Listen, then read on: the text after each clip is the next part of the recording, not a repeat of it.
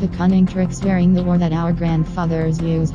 Secrets and spies. The word propaganda might suggest some form of misinformation, yet in boosting morale during World War II, the British government had to maintain a careful balancing act.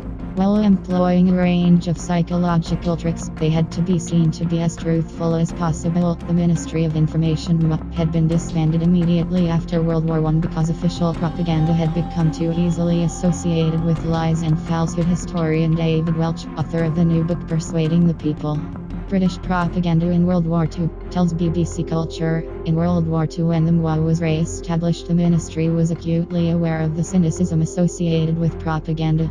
It was agreed that, with the exception of harmful and unbelievable truths, whenever possible the truth should be told. Sloganeering.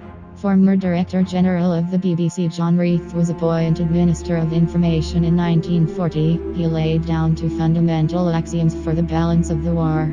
That news equated to the shock troops of propaganda, and that propaganda should tell the truth, nothing but the truth, and, as near as possible, the whole truth, says Welch. That didn't stop them relying on tried and tested techniques to manipulate public opinion.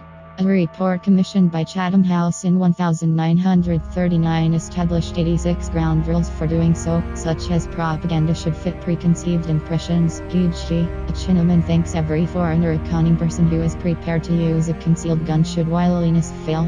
In Persuading the People, published by the British Library, Welch writes, interestingly, the rules reveal that those who drafted the secret document were familiar with Hitler's view on propaganda published in Mein Kampf, My Struggle.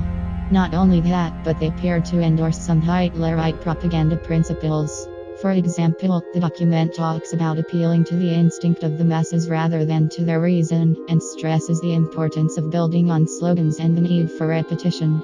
Rage Against the Machine. The posters, pamphlets and films included in Persuading the People reveal the range of approaches the MWA used throughout World War II. One of them went by the title of the Anger Campaign. The MWA had initially decided that truth should be the main weapon with which to attack the enemy in the minds of the public, writes Welch. However, after the bitter and dramatic events in the summer and autumn of 1940, the MWA launched its Anger Campaign, and British propaganda took a more drastic approach by emphasizing the brutality of Nazi rule.